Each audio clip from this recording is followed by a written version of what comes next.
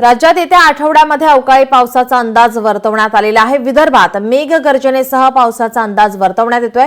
हवामान खात्याने हा अंदाज वर्तवला आहे। येत्या आठवड्यामध्ये अवकाळी पावसाचा अंदाज वर्तवण्यात येत आहे। विदर्भात मेघगर्जनेसह पावसाचा अंदाज, तर पश्चिम आणि मध्य महाराष्ट्रात वेगवान वाऱ्यासह पाऊस होण्याचा अंदाज हवामान खात्याने वर्तवलेला आहे।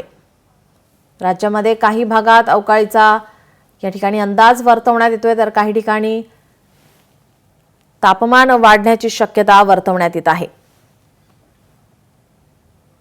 आपल्या प्रतिनिधी मीनाक्षी म्हात्रे आपल्यासोबत जोडलेले आहेत। मीनाक्षी, गेल्या काही दिवसांपासून आपण पाहतोय अवकाळी पाऊस काही ठिकाणी होतोय, तर काही ठिकाणी उन्हाचे चटके जाणवतात। मोठ्या प्रमाणात तापमान वाढ होताना या ठिकाणी पाहायला मिळते। निश्चितच, कारण जर आपण पाहिलं तर हवामान खात्याकडून नुकताच जो अंदाज वर्तवला गेलेला आहे त्यामध्ये राज्यातील अनेक ठिकाणी तापमानात जे आहे ते वाढ झालेला आहे।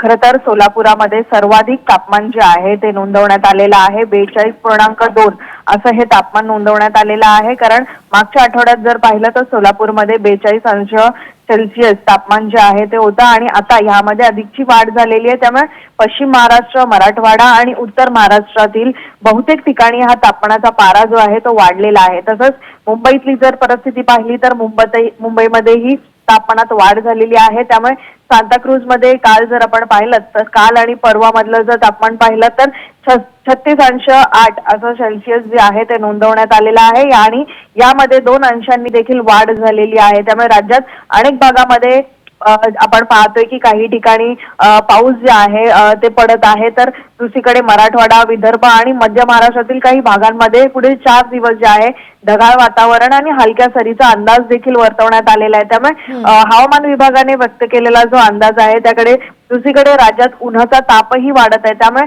चंद्रपूर असेल, गडचिरोली असेल, भंडारा असेल, गोंदिया, नागपूर, अमरावती अशा सगळ्याच भागामध्ये आपण पाहतोय की पावसाचा अंदाज जो आहे तो वर्तवण्यात आलेला आहे। सोबतच धाराशिव, लातूर आणि नांदेड जिल्ह्यामध्ये देखील हलका ते मध्यम स्वरूपाचा पाऊस पडण्याची शक्यता वर्तवण्यात येत आहे।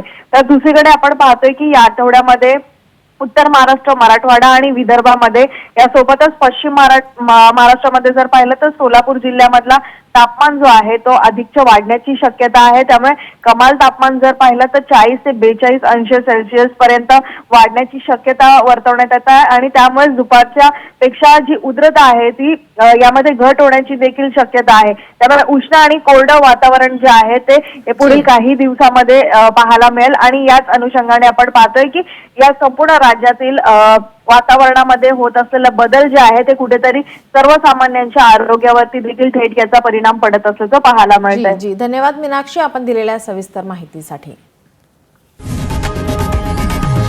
लोकशाही मराठी ऐका, पहा, जागरूक रहा।